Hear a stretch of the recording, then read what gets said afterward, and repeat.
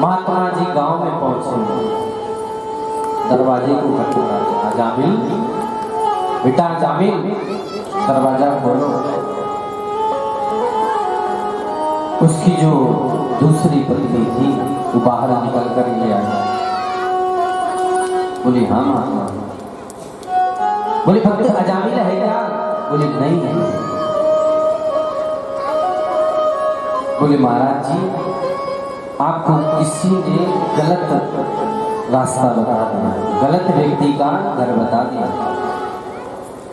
मेरा पति बहुत बड़ा चोर है और वो महात्माओं से चिढ़ता बहुत है।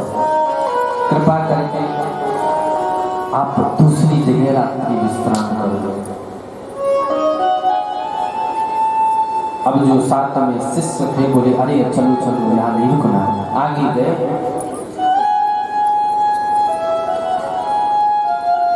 उस नारी के आंखों में अश्रुपात होने लगा, रोने लगी।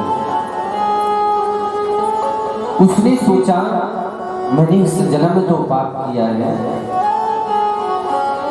शायद मेरे पूर्व जन्म में कोई मैंने ऐसे पुण्य किए हो जो आज मेरे घर में संत भगवान पधारे। संत ब्राह्मण किसी के घर में ऐसे नहीं जाते, भूखे नहीं होते कि खाने के लिए जाए। जब परमात्मा की कृपा होती है, पूर्ण जन्म का प्रारब्ध होता है, तभी वो कृपा करके आते हैं। वो सोच रही मैंने कुछ तो ऐसा किया होगा कि आज मेरे घर में संत आए, ब्राह्मण आए।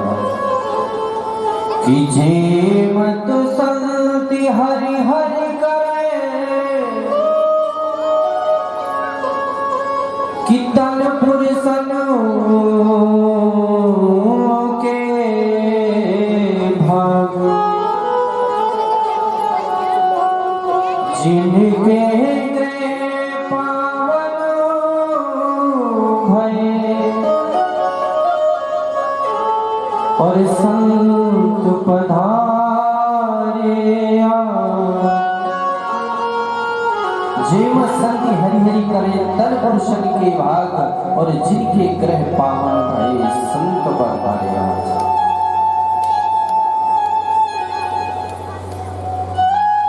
दौड़ कर गई, चरणों में पड़ गई। अरे ना जाने मेरे कौन से जन्म के पूर्ण उदय हुए जो आज आप मेरे घर पे।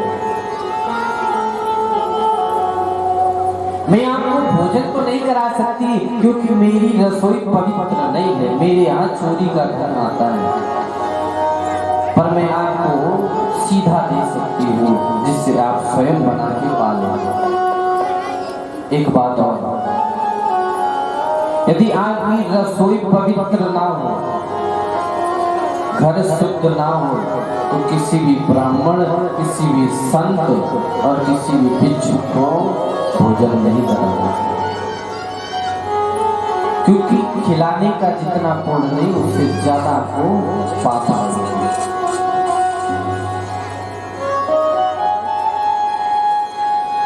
रसोई को पवित्र रखें, क्योंकि जब आप अपनी रसोई को पवित्र रखेंगे तब आपके घर की बरकत होगी, धन आएगा, लक्ष्मी आएगी, और जब लक्ष्मी जी आएंगे तब आपके घर में संतोष होगा, प्रेम आएगा।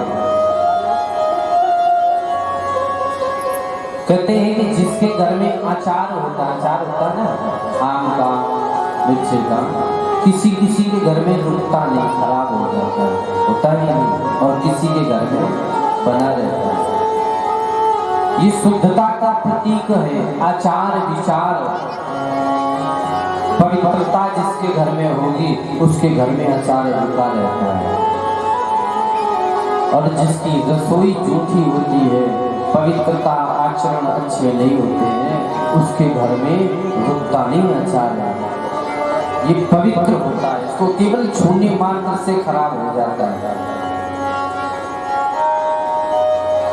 माताओं को 5 यज्ञ प्रतिदिन करना चाहिए, रोज करना चाहिए। कौन कौन से? बोले जब खेत में हम लोग जाते हैं दवा डालते हैं तो कीड़े मर जाते हैं, मरते कि नहीं मरते? गेहूं में अगर कीड़ा लग जाए मार देते हैं। रसोई बनाते हैं तो लकड़ी में कोई कीड़ा मर जाता है, चलते हैं तो कोई कीड़ा मर जाता है, घर में बाहरों लगाते हैं तो कोई कीड़ा मर जाता है, और न जाने कोई अपराध हो जाता है अनजाने में भी। बोले इसके लिए 5 यज्ञ करते हैं घर में। बोले वो माताएं कर सकती हैं। कौन कौन सा यज्ञ? बोले भोजन बनाओ, सबसे पहले घी और शक्कर से 5 बार भोग लगा दो, एक पाप का प्रायश्चित हो गया। जल में आटा की गोली बना के डाल दो मछलियों के लिए, दूसरा यज्ञ हो गया। पेड़ की जड़ों में जाओ, वहां पर चींटियां होंगी, आटा डाल दो, तीसरा यज्ञ हो गया। कोई कुत्ता आ जाए उसको खिला दो, बोले चौथा यज्ञ हो गया।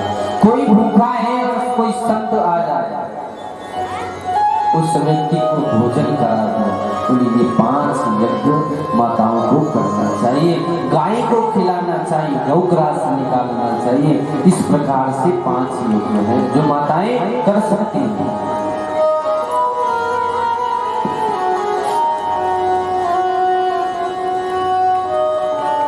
पवित्र नहीं थी रसोई। हाँ एक बात और,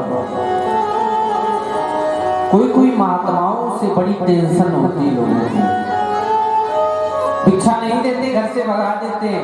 3 प्रकार के ब्राह्मण संत भगवान होते हैं। कौन कौन से? बोले एक तो मेरे गुरु जी, एक वो संत है कि नहीं जिसके यहाँ हम जाते हैं, एक वो संत है जो 12 साल में एक बार निकलता है केवल कुंभ में। दूसरे संत, एक तो भाई जिसके गुरुजी बना रखा है, जिसके गुरुजी हैं वो आश्रम में तो जाएगा, साल में एक बार तो जाना ही जाना है उसको, वहां पर दान करके आया। दूसरे गुरुजी कुंभ में दर्शन होंगे। बोले जो दान नहीं करता है, सदैव पाप करता रहता है, उसके लिए तीसरे संत भगवान है। क्या? जाकर घर घर में भिक्षा मांगते हैं, आपसे जबरदस्ती दान करवाते कि नहीं? जब तक आप दे नहीं देते तब तक वो आपके द्वार से जाते नहीं, ये आपसे दान ही करवाते, पुण्य का कार्य ही करवाते।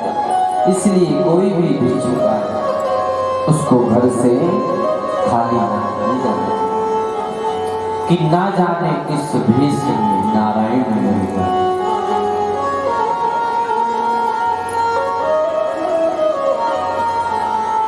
सूखा आटा दिया,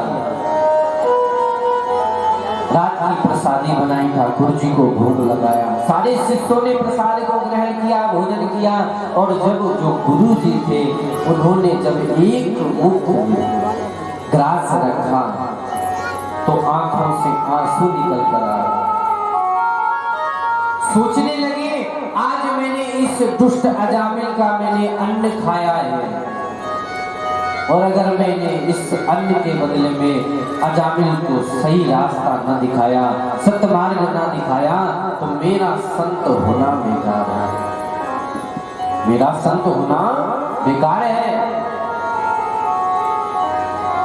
सोचते रहे। रात्रि में चोरी करके अजामिल 2 बजे रात में आता है, 3 बजे सुबह देखा, अरे ये कौन है? देवी ने कहा अरे संत भगवान है, रुकने की इच्छा थी, मैंने इनको सूखा आटा दे दिया, इन्होंने प्रसाद बनाया है और आराम से अभी चले जाएंगे। और अजामिल को लेकर वो गई पास में, बोले प्रणाम करो। अजामिल अपनी पत्नी से डरता था, लोग उससे डरते थे और अजामिल अपनी पत्नी से डरता था। प्रणाम करो, प्रणाम किया। बोली बेटा दक्षिणा नहीं दोगे? संत भगवान ने कहा। पत्नी बोली जरूर देंगे महाराज। बोले नहीं, मुझे वो दक्षिणा नहीं चाहिए, आपके 9 पुत्र हैं। बोले हाँ महाराज। मेरी केवल एक ही दक्षिणा है कि जो इस बार 10वां पुत्र होगा उसका केवल नाम तुम नारायण रख देना। क्या रख देना? नारायण। लेकिन आजकल के लोग सब टिंकू पिंकू चिंकू पप्पू पता नहीं कौन कौन से नाम रखते हैं। नहीं, भगवान से यदि संबंधित नाम रखोगे, कितना भी भगवान की पूजा करने वाला व्यक्ति नहीं है, 1 बार 2 बार 10 बार अपने बेटे का नाम तो लेगा ही।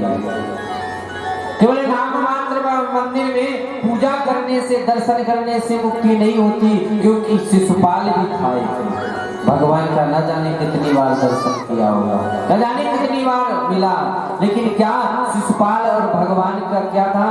शत्रु की भाव से। जिसने मेरे पिताजी को बड़ी समाज में गोली मारी हो, व्यक्ति उसको नहीं भूल सकता, भले एक बार अपने मित्र को भूल जाए। भूल सकता है? नहीं भूल सकता है। यदि भगवान से प्रेम का संबंध नहीं रख सकते हैं, मित्रता का संबंध नहीं रख सकते हैं, तो दुश्मन का ही संबंध रख लो। शिशुपाल दुश्मन की भावना से देखता था। भगवान कहते हैं कितनी देर आपने माला की, कितनी देर पूजा की, वो बात नहीं है, कितना तुमने कितनी तन्मयता से मेरा चिंतन किया। भगवान ने शिशुपाल को ऐसी मुक्ति दी कि आज किसी को नहीं। कितने मन से चिंतन किया जा रहा है ये जरूरी है, कितना किया जा रहा है ये जरूरी नहीं है कि 10 माला करो, 5 माला करो, 1 माला करो, 1 बार नाम लो, लेकिन जितनी देर लो तुम्हारा और भगवान का कनेक्शन टूटना नहीं चाहिए, बीच में कोई नहीं आना चाहिए।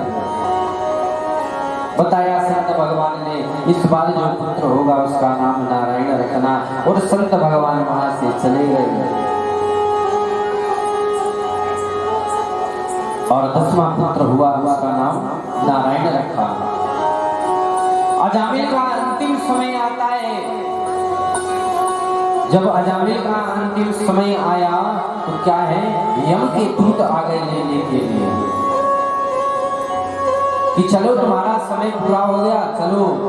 यमराज के दूत अजामिल को खींच रहे थे, पास में बेटा खेल रहा था और कहता है, अजामिल कहता, बेटा नारायण नारायण नारायण, बचाओ बेटा मुझे बचाओ, पता नहीं कौन ले जा रहा है। लोग कहते हैं मुझे बेटा दिखा दो, लेकिन अंत समय में अजामिल ने अपने बेटे का नाम लिया, नारायण का नाम लिया। भगवान के पार्षद आ गए बैकुंठ से, बोले इसको नहीं ले जा सकते। बोले क्यों नहीं ले जा सकते? बोले इसने नारायण का नाम लिखा, नारायण का नाम लिया है अंत समय में। बोले नहीं, मेरे यमराज ने कहा है नहीं लेकर आओ। बोले नहीं, अपने यमराज से पूछ कर आओ कि किसको ले जा सकते हैं और किसको नहीं ले जा सकते, जाओ पूछ कर आओ। यम के दूत यमपुरी में गए और यमराज भगवान की माला जप रहा था, पूछने लगा, अरे मैं उस अजामिल को लेने गया, पापी अजामिल को, और 4 हाथ वाले कोई आए और वो हमको लाने नहीं दिया। बोले कि जाओ पूछ कर आओ कि किसका नाम बड़ा है, नारायण का कि तुम्हारा। जब वो वहां पर गए, यमराज कहता है कि तुम लोग मुझसे रोज पूछते थे कि आप किसकी माला जपते हो, किसकी माला जपते हो। मैं हमेशा तुमसे कहता था कि समय आने पर बताऊंगा। आज मैं उसी नारायण की माला जपता हूँ जिसने तुमको दर्शन दिया। मैं तो माला ही जपता रह गया, तुमको दर्शन दे दिया मेरे पार्षद होकर। यमराज से कहता है, ये बता दो मैं किसको लाया करूं यमपुरी में और किसको न लाया करूं। बताया, जो भगवान का भजन करते हैं, जो कीर्तन करते हैं, उनको नहीं लाया, और जो एक बार भगवान का नाम नहीं लेते अपने मुख से, उनको जरूर लाना। समझाया। और यमराज ने अपने पार्षदों को सांत्वना दी और बताई नारायण के बारे में।